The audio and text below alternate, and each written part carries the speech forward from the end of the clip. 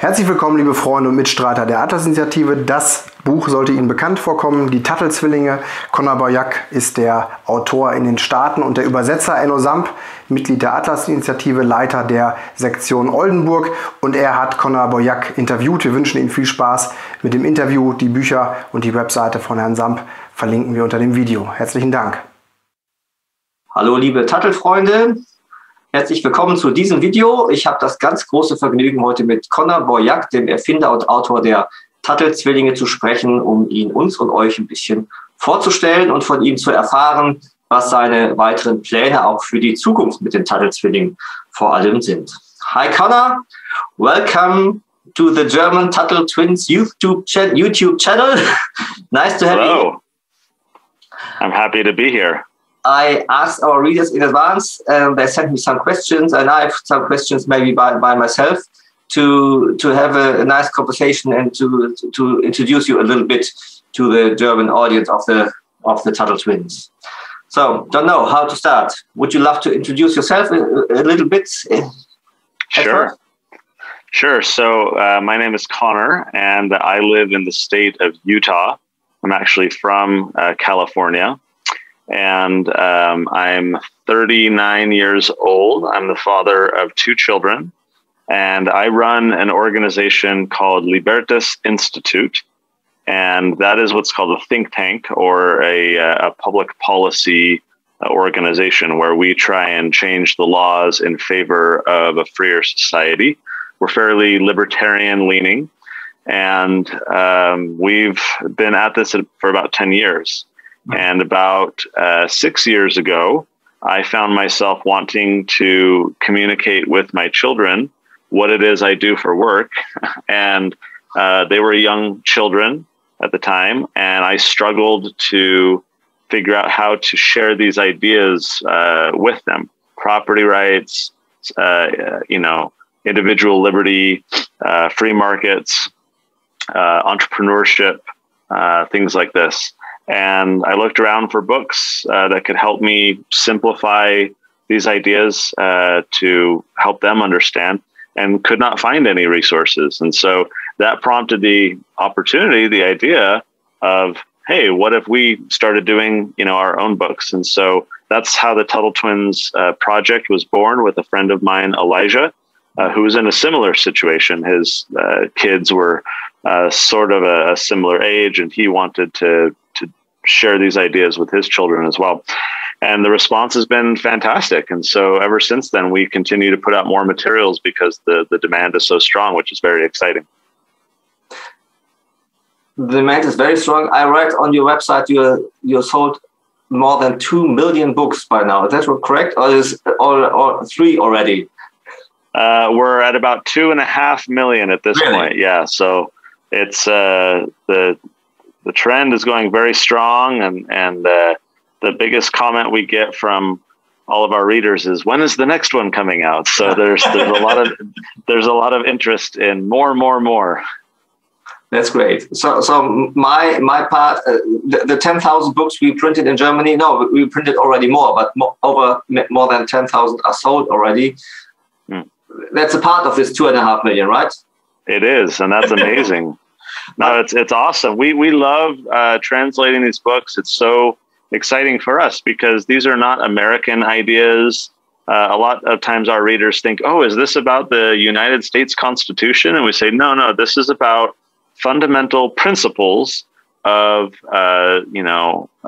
thriving and prosperous human societies in no matter what country they are. And so translating these books into different languages is very important to us to demonstrate that point, that these ideas resonate with people all over the world. They can make people's lives better all over the world. And so we love partnering with people like you to spread these ideas. So kudos for a lot of hard work and spreading these books. It's really exciting for us to see.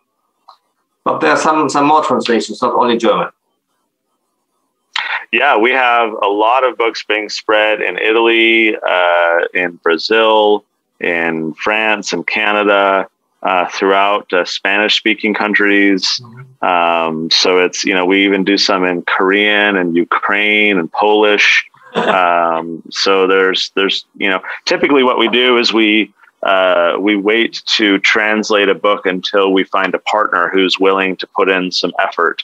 It would be easy for us to hire a translator and just produce the books, but we don't have, any influence in those markets. And so we wait until people come to us and say, hey, I'd like to, do that. And so it's more organic in that sense. What's that? Just as I did. Exactly. Exactly. You approached us and made the case, and you're like, hey, I really want to do this. And that was exciting for us. So we kind of wait to find people like you in other countries who want to participate and help and share and spreading these ideas. So maybe I can tell this to you, but also to our audience. It's really, for me, it's a part-time job, what I do beside my normal work, but it's the part I really love to do, and it's really fun and great to see how people react and how people love the books. And maybe it's not as much as with you in the US, but I know these readers and the parents of the readers as well, who say, oh, when will the next book come out? And I I enjoyed what we already have. Do you have a favorite of audiobooks? Oh, I get asked that question, and I feel like the answer changes from time to time. I feel like the one that has consistently been my favorite is the Tuttle Twins and the Golden Rule. And just because that is such an enduring principle that applies to basically every area of government, every area of human conduct and neighbors, and it's what would make the world a better place. So it's fun to talk about economics and property rights and business and all these ideas. But that book, I feel like, is the most impactful in terms of if people actually followed these ideas and implemented what's in that book, the world would be a lot better place. And so I think that's probably ranks near the top of being the favorite Tuttle Twins books for me. Now, an interesting question would be, what do we hear from the readers that are our kids' most favorite books? And this is interesting to me. It's the Tuttle Twins and the Creature from Jekyll Island. And every time I hear that, I say, well, tell me why that's your son's favorite or your daughter's favorite.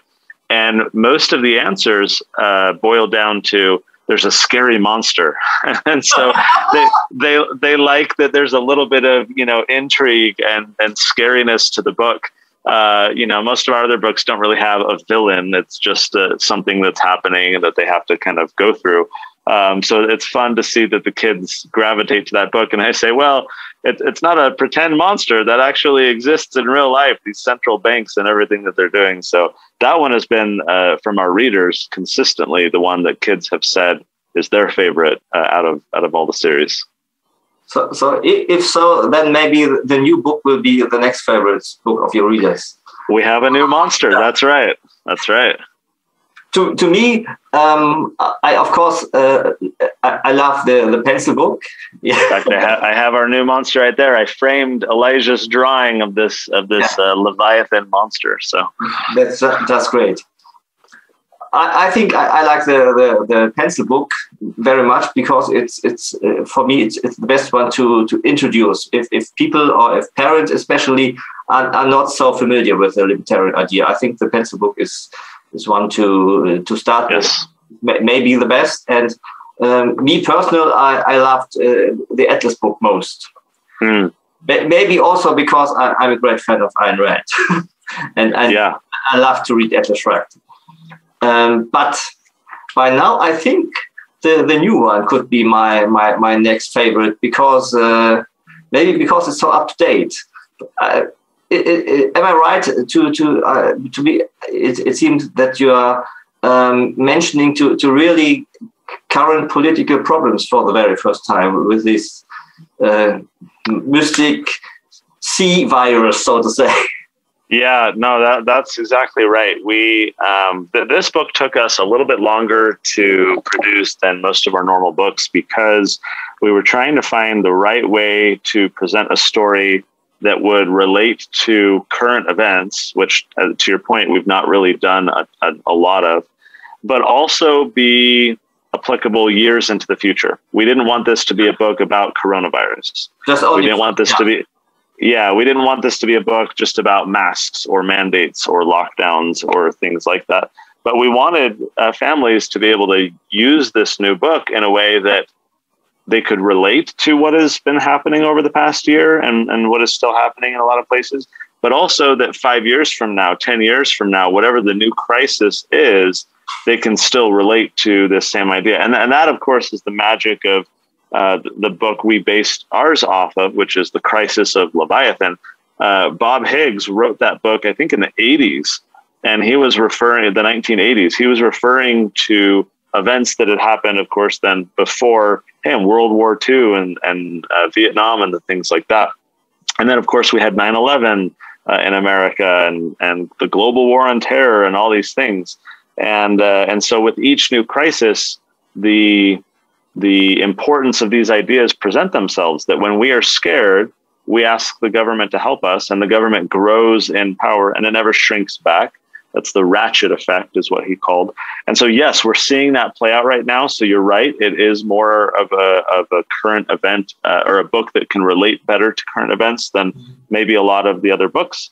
But we took our time with it because we wanted it to be applicable. Now, of course, it's not the only book that's relatable to current events. You look at the Tuttle Twins and the Messed Up Market, or the Creature from Jekyll Island, and they're talking about intervention in the market and printing money and all these things. And that's happening like crazy right now. So there's relevance in other books for what's happening right now. But this new book, I think, is probably the most relevant and most speaks to current events. Yeah. Okay. Are your children helping you with the books?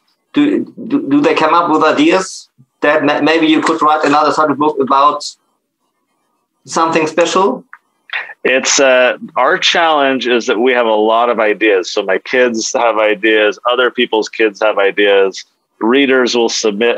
We have just this long list, and it's fun for us to get those ideas. I mean, it shows that people care about the book series, and they're excited for what the next book might be. What Elijah and I will typically do is we have kind of our top 5 to 10 list of what we think we want to do coming up. But then every time we're about to do a book, we pause and we say, okay, do we want to reorder the priority of any of the books based on what's happening in the world and based on what we think would make the most impact? And so we try and be very dynamic in how we decide to which book to do. But it is fun for us because a lot of people are sharing those ideas, and it's very gratifying for us.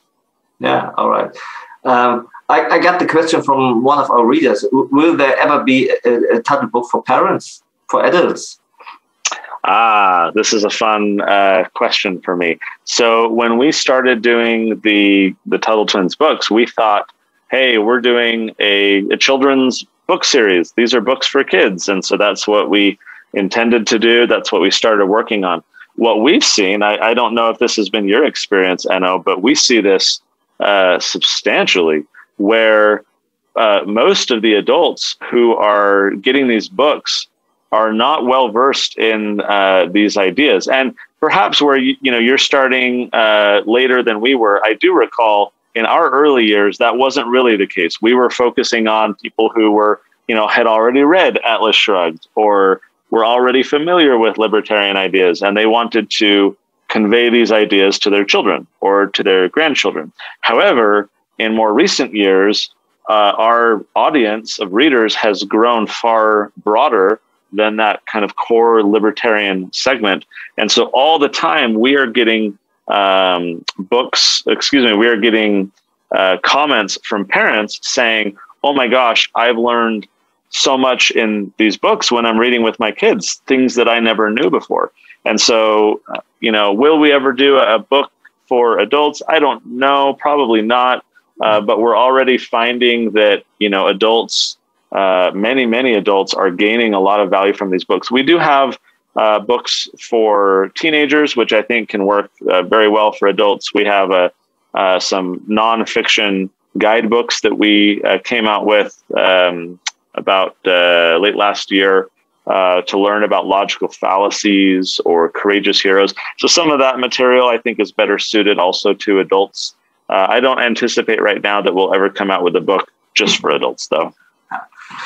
Well, maybe we have to comment for our German readers. The first book of your teeny books will come out, I don't know, this summer, but maybe autumn latest. I hope so. And the Parents' Guide, I did not start to translate, but I hope I will come up with this very soon. I really love this work. To me, it seems to be better or easier or quicker, or you are quicker than me to write a book than to translate it. I imagine translating takes quite a while. Yeah. Yeah, sometimes, but it's fun. But I now found a partner, a supporter who helped me. The new book, the Leviathan book, is translated by somebody else. Wow. I did some editing after that. So I hope we can speed up a little bit with translating with the team of 2, maybe 3 in some time, and to catch up with your releases. We're speeding up, so you gotta keep up. Yeah, we will. We do our very best. Another question, maybe to come back to your personal and to your Liberties Institute. You founded this by yourselves, so you're completely free and self-run, self-governed, self-financed. So it's not my money. We do have funding from a variety of supporters. So it's a nonprofit organization, and we have a lot of different donors. Some of them are wealthy business people. Some of them are foundations that give grants. A lot of our donors just contribute small amounts every month just to support our work. And so over the years, we've been able to accumulate, a base of support that allows us to employ, I think now we're 27, 28 people in our organization. And so we've grown a lot. And the Tuttle Twins English materials are all within our nonprofit. So we do all of this policy reform and legal work and changing laws, but then we have a whole side to our organization that's focused on education. And so we do kids markets so that they can practice entrepreneurship. We do the Tuttle Twins. We do outreach into schools. We publish other materials. And it's all in an effort for us to teach other people these ideas that we believe in, and then hopefully change the laws to be more in harmony with those ideas. Yeah, I follow the Liberties Institute on the website as well as on Facebook, and it's quite impressive what you're doing. But it's your project. You funded this company. I founded it. Yes, that's correct. Quite impressive. Congratulations. Thank you. So the libertarian idea, it's quite a spectrum from complete anarcho-capitalists, as people say in German as well, to others who prefer maybe a kind of minimal state, which seems to be necessary or useful or whatsoever. Can you tell us where in the spectrum you see yourself? Sure. So I consider myself a voluntarist, and which is a term, I don't know if it has been adapted over to German so much. It's the equivalent of anarcho-capitalist. However, I feel like any term that includes the word anarchy presents a lot of problems to people because they have a lot of perception about what that means. Yeah. Of course, there's the conventional interpretation, which is you're going to throw grenades at people and you want to destroy, buildings and institutions. Yeah. And then there's the more philosophical, original type of definition of the term, which just means that there's no rulers. There's rules. There's rules for human conduct, but you don't have this kind of top-down structure of rulers over people. So I like the term voluntarism. Both because it avoids the anarchy label and its problems, but also it has, I feel like, an inherently positive and welcoming aspect to it. When I bring this up with people and I say, well, I believe that all human conduct should be based on voluntary associations. That's what a voluntarist is. Inevitably, the person I'm speaking with says, oh, me too. I agree with that. And I say, oh, good. Right. Then that means, you need to we need to oppose the state and its coercion and not compel people to, but initially it's easy to find common ground because people like to think of themselves as a person who supports voluntary relationships as the basis of good human conduct. So I use that term myself. However, I don't try and be so dogmatic in my use of terms. I think one of the problems we see in the libertarian movement more broadly is a lot of infighting, comparisons between libertarians about who is more pure, and our institute is kind of built around this idea that, we're going to work with people who agree with us, even though they may disagree with us on other issues. We'll work on this issue and that issue and that issue, each with the people who agree, and then hopefully try and educate them and share with them the philosophical ideas so that they understand their inconsistency, right? Hey, you should agree with us over here and over here as well.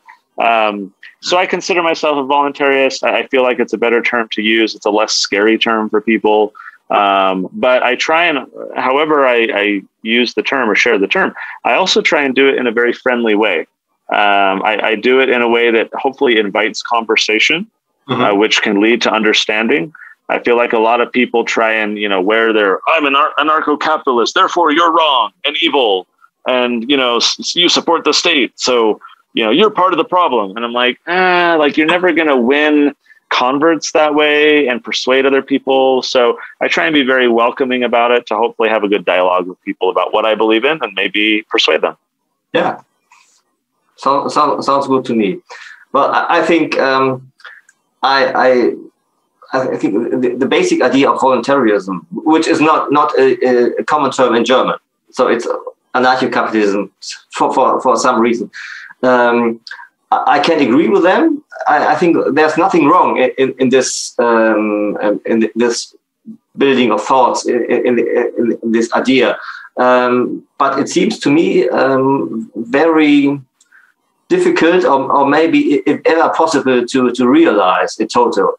So I think from this point of view, I can agree with the minimal states supporters, and I think it doesn't mind. It doesn't matter what I think now and what you think and what other people think. If we are libertarian somehow, quite a lot, a very big part of our way we have to go is in the same direction. Right. And once we have a state which is not taking us 60 or 70 or 50 or 40% of taxes, but only 20 or 30, we can see, well, shall we stop here or shall we go on? And maybe our path separates at this place. But until then, we have to go all together. And so I think we are quite on the same point of view. I share that view. I feel like it's fun to discuss this spectrum, as you call it, of libertarian ideas. I enjoy the conversation. But ultimately, we have work to do, and we have to persuade people who don't already agree with this kind of core libertarian idea. And we should be focusing there of trying to move people in our direction and less worrying about, where, oh, you're not far enough on the spectrum. It's like, look, you're far enough to help me go persuade all those people, to be more libertarian. So I agree with you that, if we ever got to the point of having a minimal state, then, job well done. Let's go relax at the beach, and then we can have a philosophical debate about spectrums of libertarianism. Yeah, very, very good. Well, I agree with your ideas to be in conversation with people. I watched in former times by myself, and I get rid of it.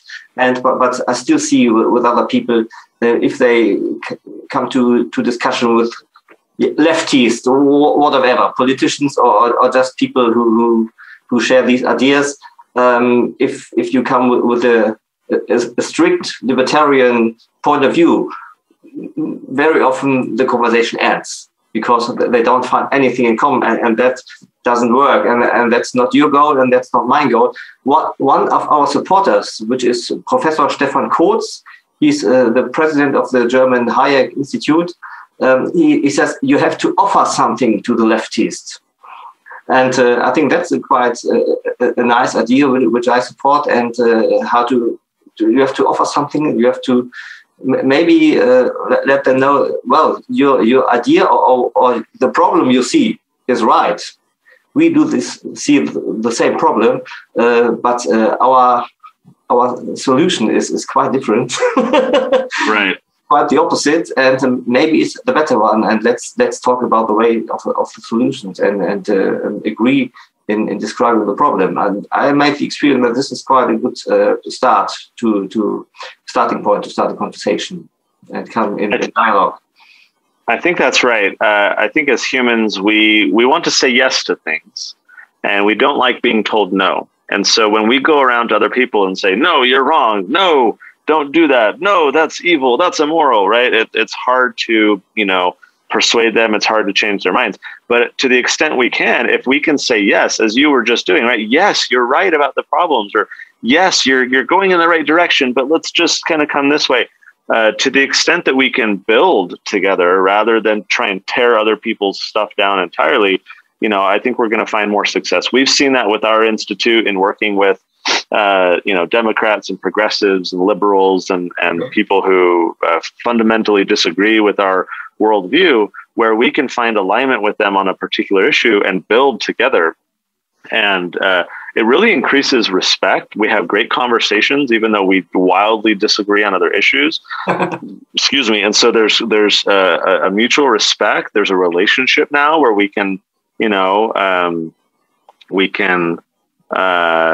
what am I trying to say? We can have good conversations. We're not going to criticize one another unfairly, as it's so easy to do in especially online forums, because we've humanized them. They've humanized us. And so it's much better for public discourse and exploring those areas of disagreement. So I agree with what you're saying. I think it is good for us to find those areas of agreement wherever they might exist. Mm-hmm. I have two questions left, or two topics. The one is, can you share with us any of your future plans for the Tuttle Twins? Yeah. So one of the, we started working on kids' books, and then we recognized that those kids get older. And so we started creating books for teenagers. And then we realized that, we didn't realize, we just thought, it would be fun to have these toddler board books for younger children. So now we have books for toddlers through teens. We did a podcast, a game, a curriculum. We're working right now on an animated cartoon series that will be a very high quality cartoon. I think the first episode will be ready to come out later this fall. And that one will be translated. I don't think it will be dubbed, but they'll at least have subtitles for all kinds of other languages, because just like the books, the goal with the cartoon is to have this be a worldwide type of thing. And so the cartoon is something we're working very hard on. We're working on additional books. We haven't determined yet what our title will be for, or what our topic will be for the next book. And so we're still kind of discussing that. But we plan to do more books for teenagers, more books for toddlers, more books for kids. Right now, what has a lot of our focus is the cartoon and working on that.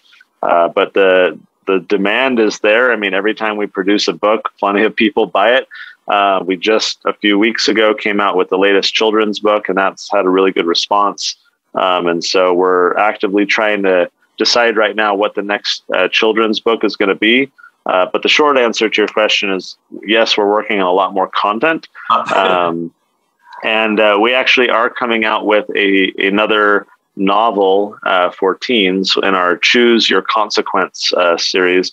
We're coming out with the fourth book this summer, and that one is all about political campaigns and ethics, integrity, working in that type of political environment. How do you make sure that you're, always doing the right thing and you don't become corrupt and things like that. So it's a fun little adventure that the twins find themselves in. And so that one we're hoping to have come out this summer. It's at the printer right now.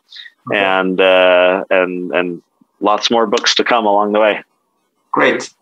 lots of work for translation, but I love it. We're trying to keep you busy, I know. Yeah, that's good.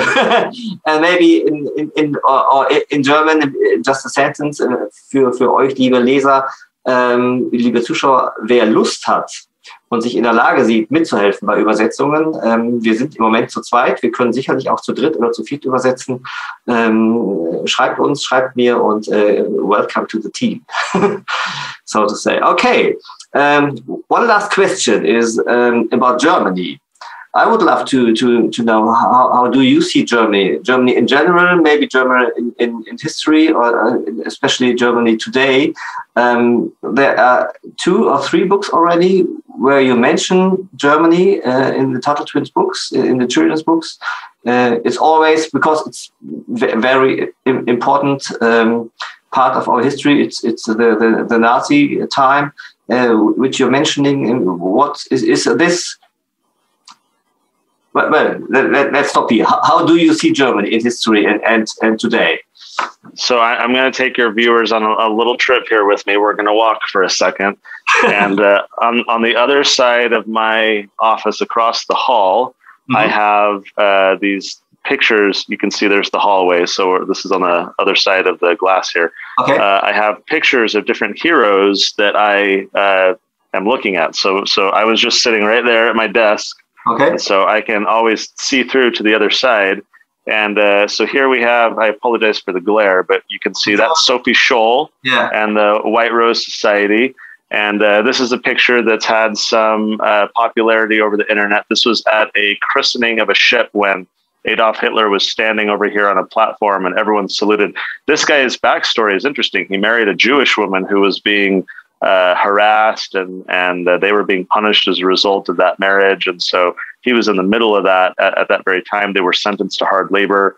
And so he has kind of an interesting backstory as to why he was not doing that. And then do you know by chance who that is, Enno? Are you familiar with that boy right there? I have to admit, no. The other picture you just mentioned is very popular in Germany as well.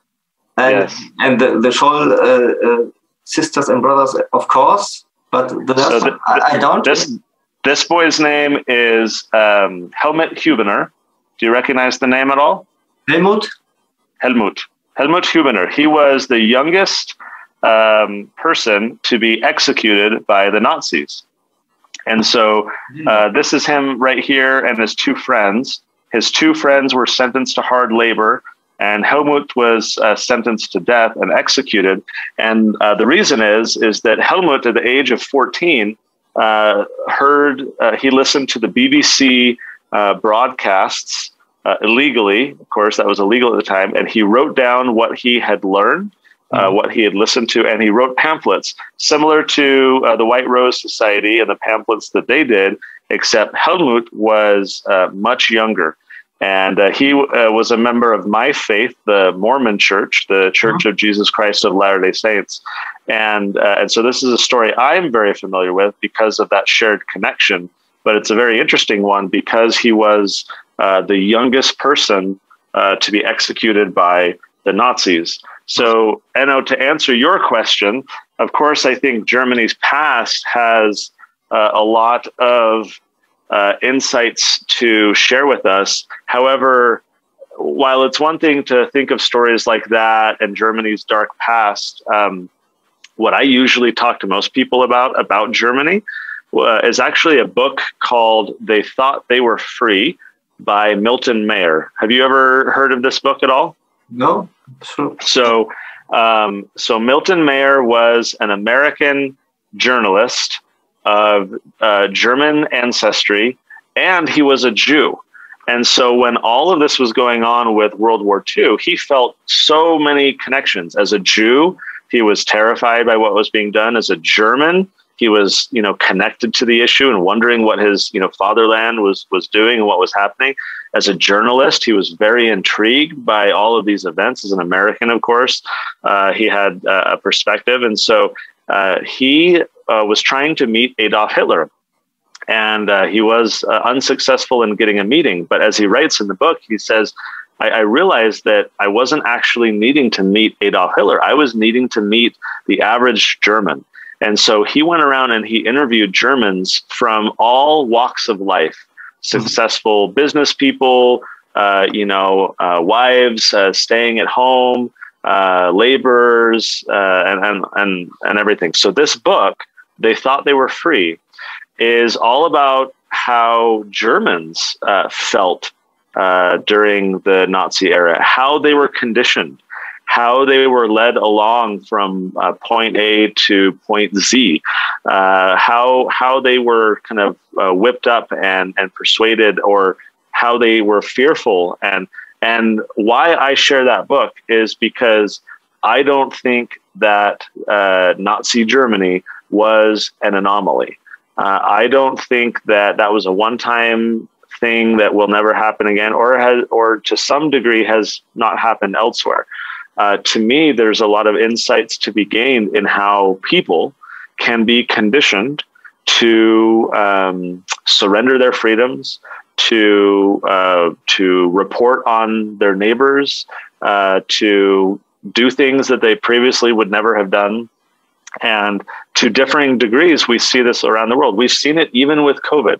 And so there's most people think they are free today, and most people in Germany, the mainstream people, the mainstream media, the mainstream politicians say, from time to time, you hear the sentence, this quote from the German president: "Wir leben im besten Deutschland aller Zeiten." So what we currently live in is the best Germany we ever had. The best, the freest, the most wealthy. Some of us don't think so. Yeah, absolutely. And I think, so I think Germany has a lot of potential, as many countries that have a checkered past. I think of America right now. There's a big debate in America about critical race theory, right? About this idea of white supremacy, and were the founding fathers of America racists and white supremacists because of slavery? You know, should we discard everything from America's past because of its connection to slavery in whatever degree? Or on the other hand, can we recognize that people are imperfect and they're a product of the time in which they live, and we can look back in history and learn from them and determine what type of future we want to live in, and recognize the problems of the past, but also the good ideas and the leaders and the praiseworthy examples. And so I think of Germany, and I think, man, like, you know, the connection that you have to one of the world's most egregious examples of evil, I think provides formative learning opportunities to learn from the past so as not to repeat it. And if we learn from the past and just say, oh, but we're not, you know, gassing Jews, therefore everything else is okay, it's like you've missed the point, right? There's a lot more problem with authority and control, and, you know, there's a lot more to freedom and individualism than just not exterminating people. Like there's a lot more lessons in the middle that we need to learn from. And so I just, that book I would recommend to your viewers. I would assume it's been translated into German. He wrote it for an American audience. They Thought They Were Free by Milton Mayer. Yeah, it's a very insightful book. Yeah, thank you very much, Connor. Very interesting insights in your thoughts, or maybe in what people in the States think about the current situation.